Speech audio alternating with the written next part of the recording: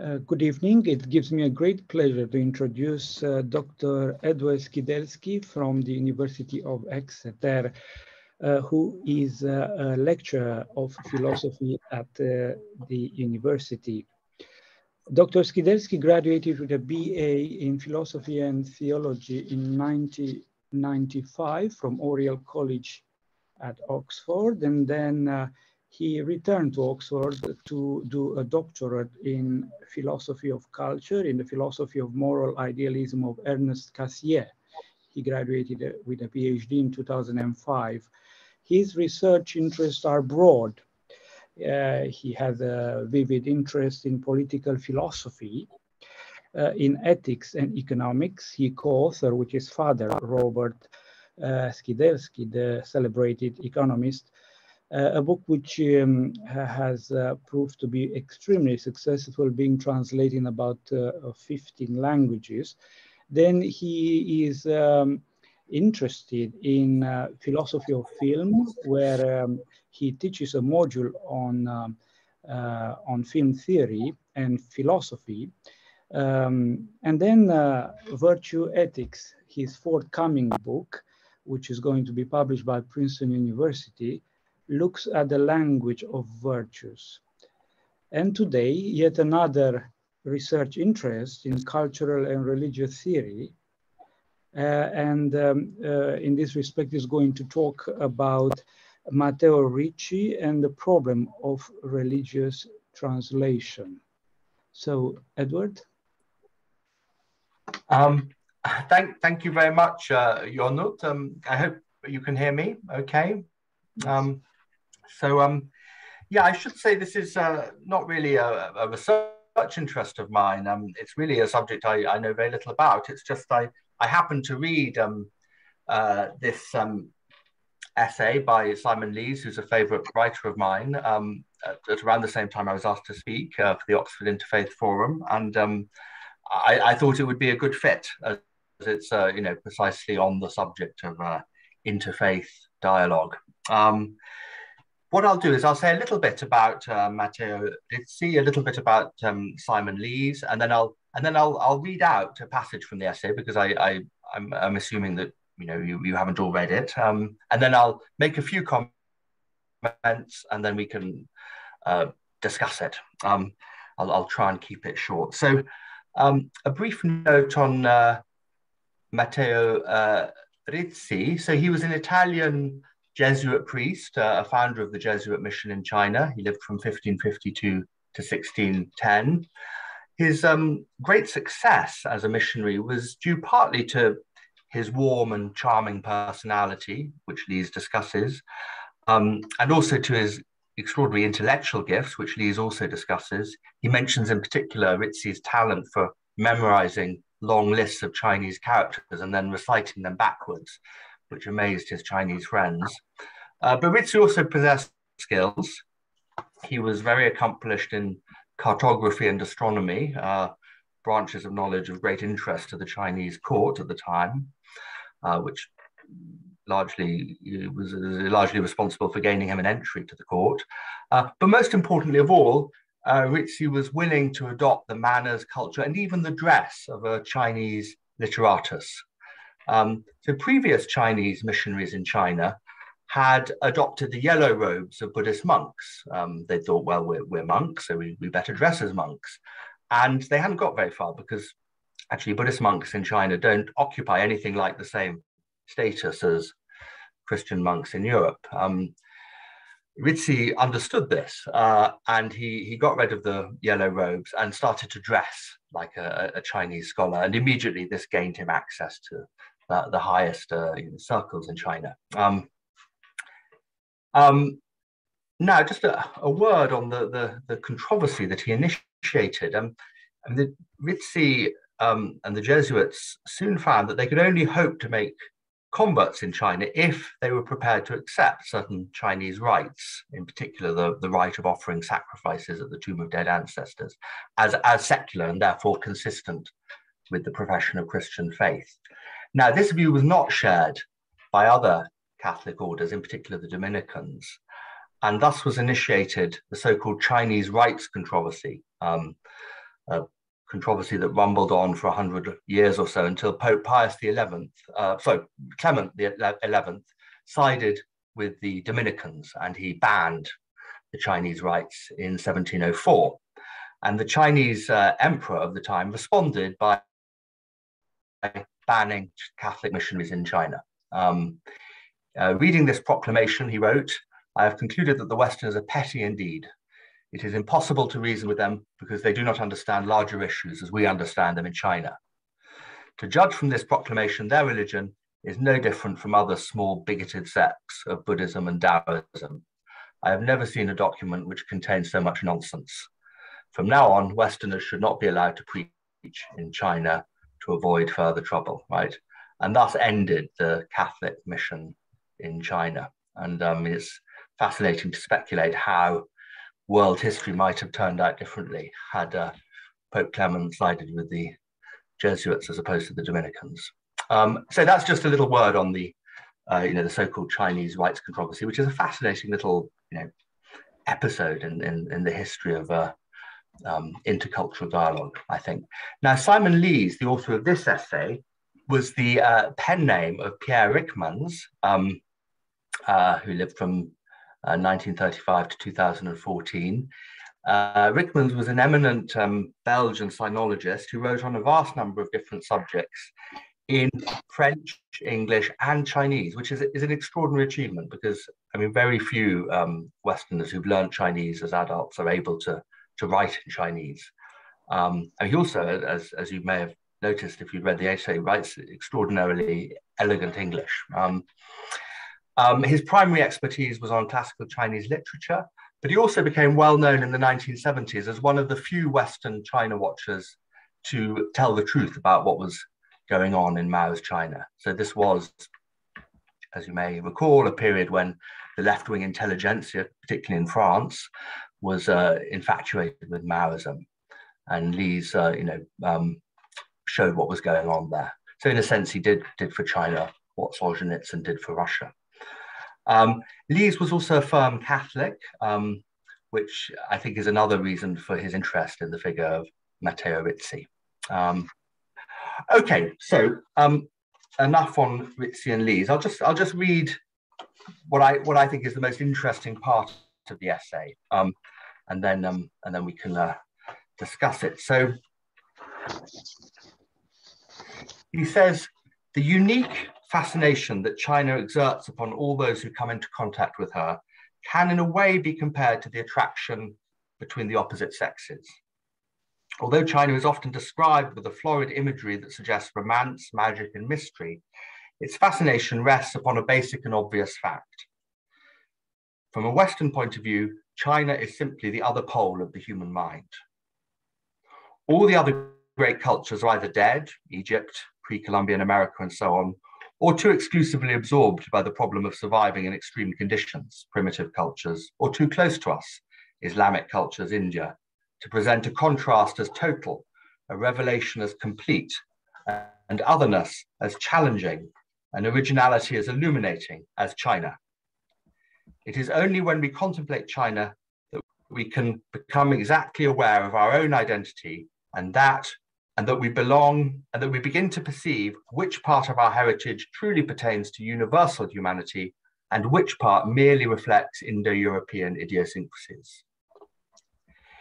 In a sense, the Catholic missionaries who brought the gospel to the four corners of the earth in the wake of the great journeys of discovery during the Renaissance should have been well equipped to meet the challenge of the Chinese cultural revelation.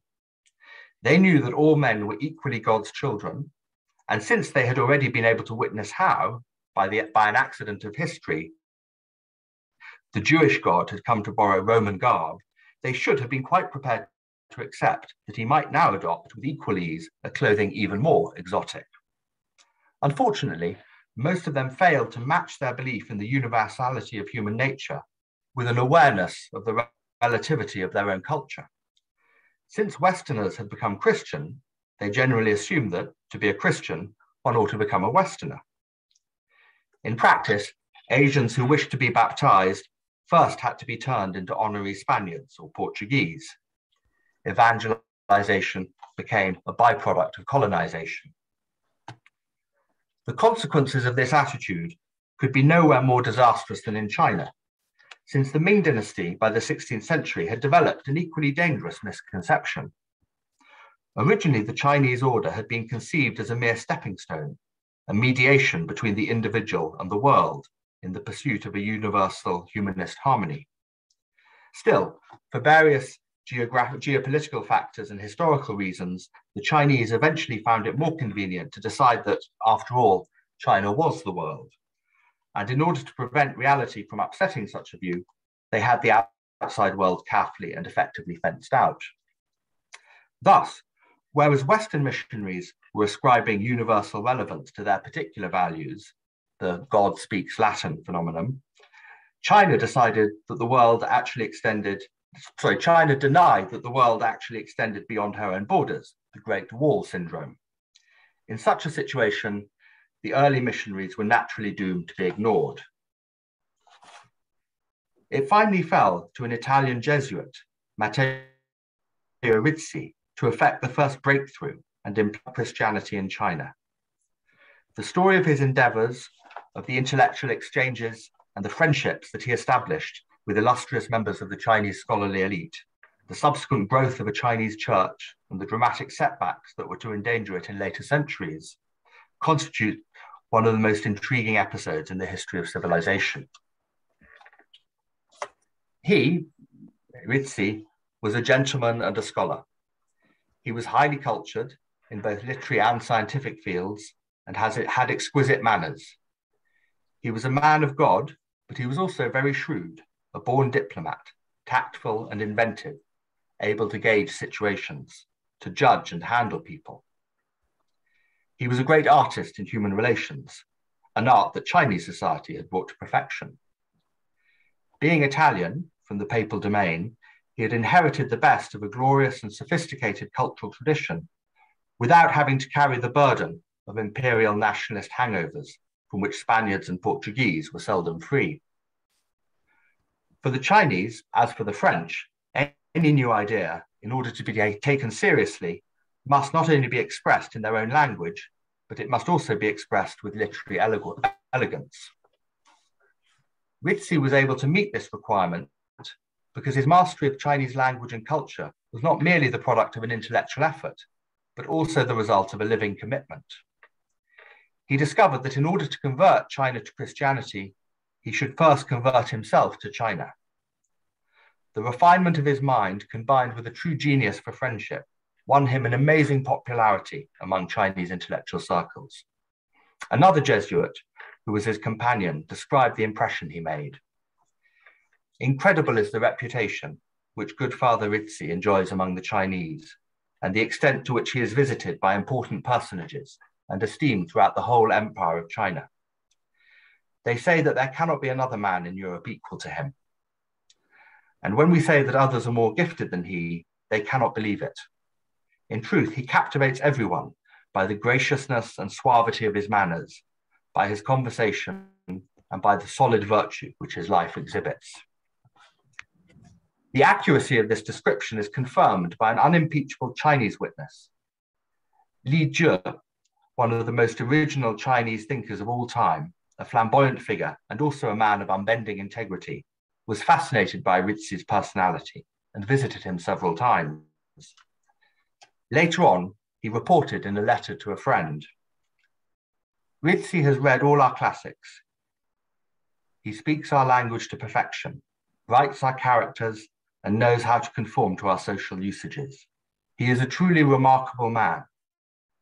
He is utterly refined, but his appearance is of great simplicity.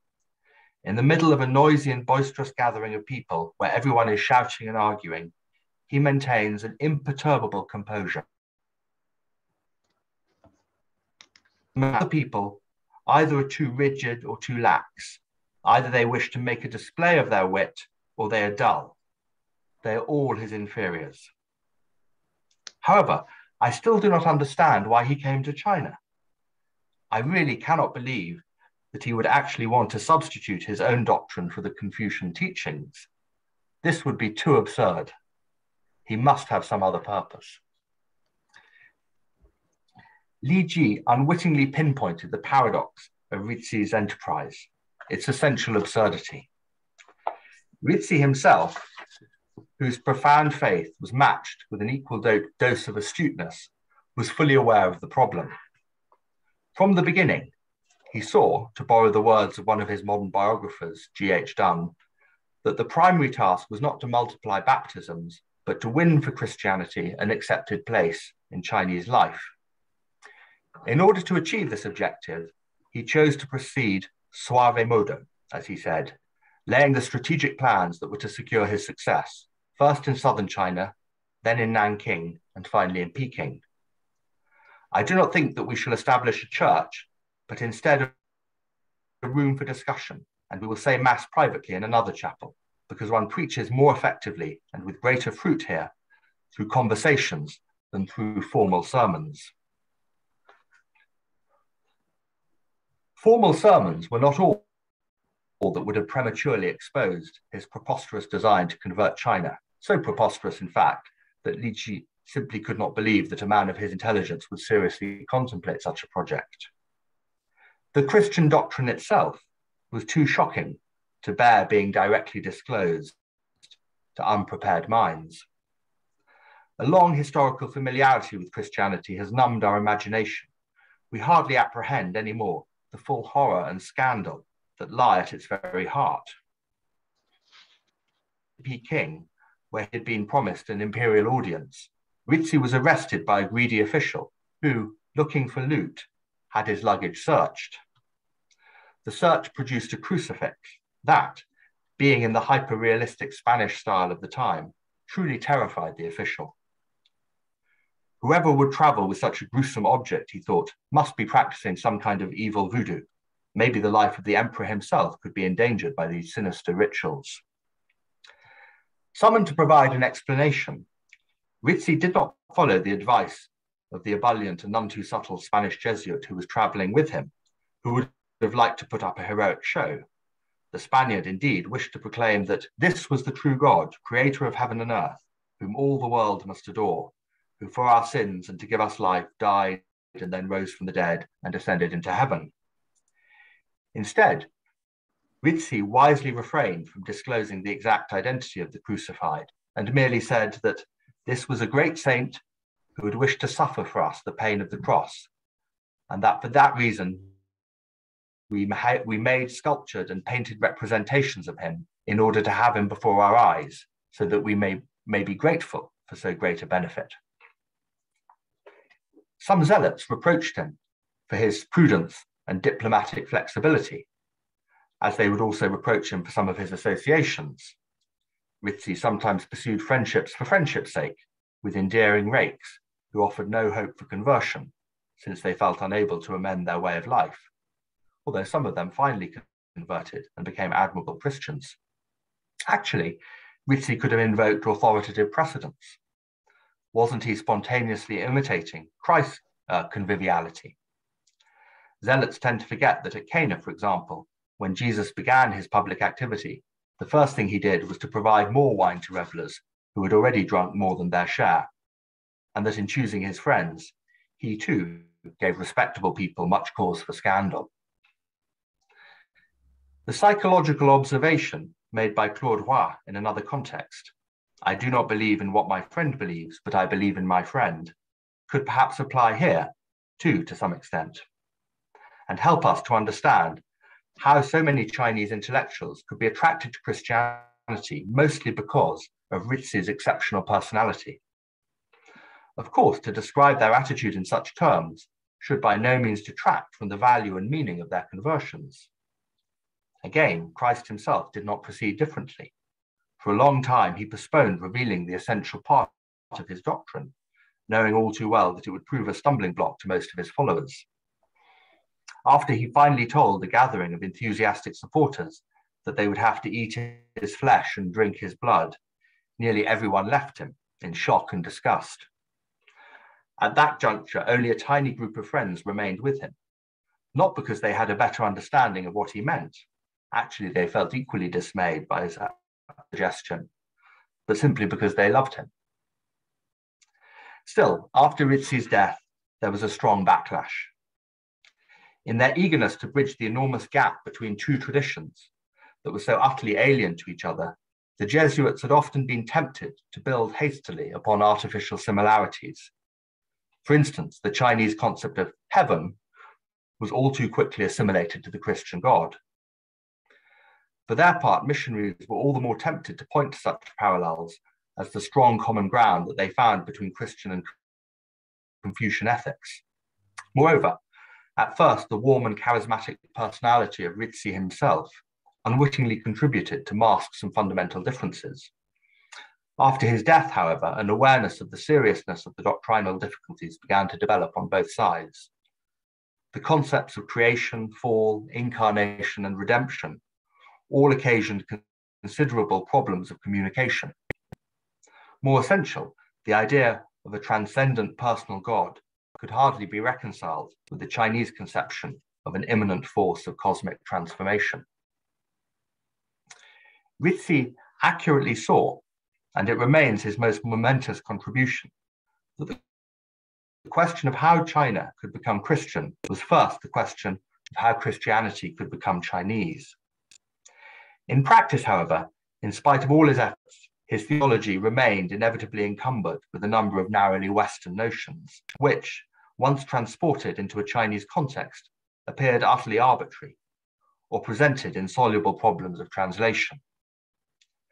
For instance, Western ontology is entirely predicated upon a bizarre linguistic accident that is found only in Indo-European languages, where the same expression, to be, happens simultaneously to fulfill functions and meaning, essence, existence, identity, that normally are sharply differentiated in most other languages.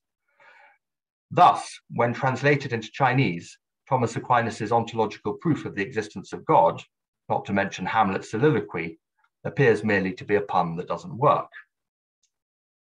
Medieval scholastic philosophy is a monument as sublime as the great Gothic cathedrals of Europe, but it is equally unfit for transplantation. This could hardly have been perceived, of course, 400 years ago. Okay, I'll stop reading there. I mean, the rest of the article is really just a comment on a couple of books that he's obviously reviewing. So look, I'll just sort of raise a couple of themes for discussion. And perhaps we can talk more about these. So first, Simon Lees makes it clear that Ricci's appeal to the Chinese rested first and foremost on his personal sanctity and charm, not on his doctrine. If some of his Chinese friends eventually came to embrace that doctrine, it was because they first of all loved and reverenced Ricci himself as a man. Now, this might seem a rather duplicitous way for a missionary to proceed, right? Playing one's cards close to one's chest, as it were. But I don't think it is, in fact. And as Lee says, Christ himself won over his followers initially by the authority of his own person, not by his doctrine, which he revealed only towards the very end of his earthly ministry. And I think this is the correct way to proceed, actually. And that it's the correct way to proceed reveals something very important about the Christian faith, that it is first and foremost participation in a community of life, and only secondarily a set of beliefs.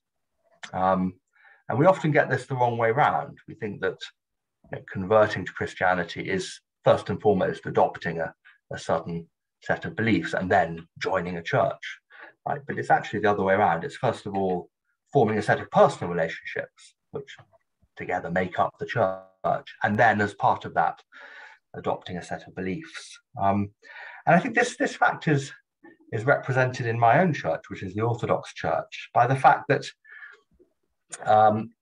in liturgies, catechumens are asked to leave the church before the reciting of the creed. In other words, the creed is a mystery reserved for initiates, and its confession is the product of conversion, not its initial basis. At least that's how I interpret that strange accident of our liturgy. And I mean, speaking purely personally, I'm quite sure that if it wasn't for the impression made on me by some very wonderful individuals, I would never have been converted to Christianity. That personal impression came long before I adopted the Christian creed. So I think, you know, Matteo Ricci was actually acting as a good Christian in proceeding the way he did, not just as a sort of a cunning and underhand Jesuit diplomat.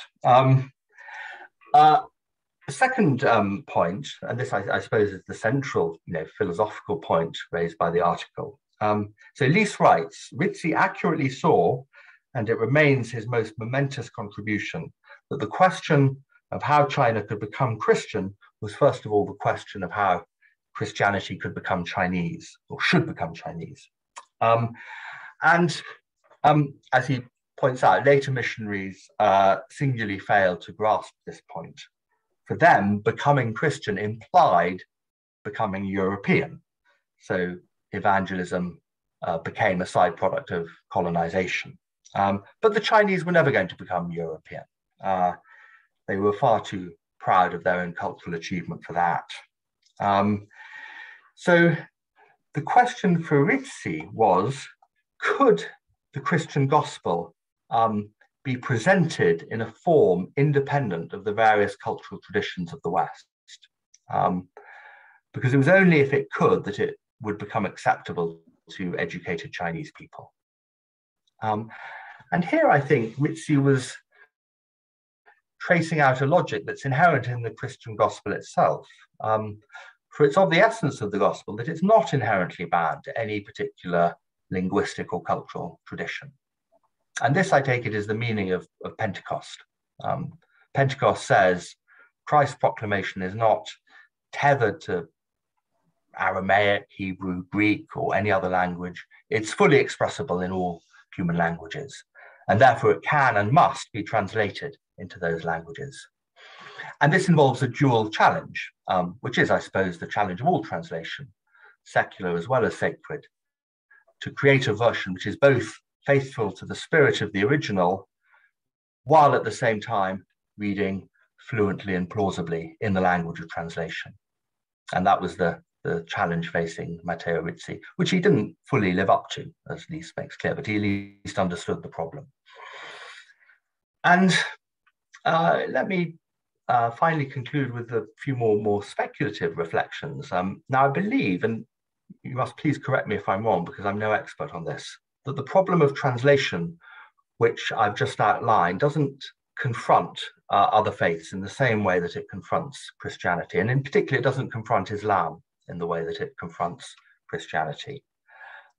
Because whereas the Bible is just as much the Bible, whether it's written in Hebrew, Greek, Latin, or any other language, the Quran, I believe, correct me if I'm wrong, is essentially a book written in Arabic.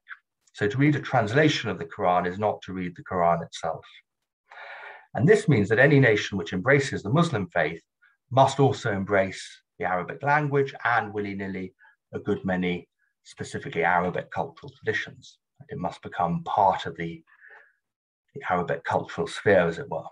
And this is not the case for Christianity, precisely because the Christian proclamation is not tied to any particular language in the way that Muhammad's revelation is.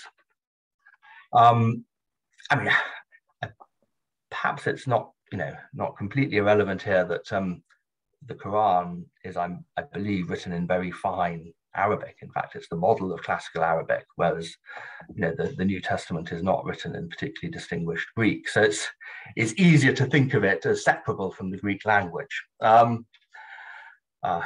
Nietzsche said it's a great irony that when God finally decided to speak, he should speak Greek and speak it so badly. Okay, look, I'll end there. I mean, I've just thrown out some questions for discussion. I'd be happy to try to answer them. Thank you very much, Edward, for such a stimulating presentation. It is now time for questions and answers, and I believe the most visible and easiest way to address questions by raising hand so that we can see on the screen. Yes, we have already 2 questions, so I'll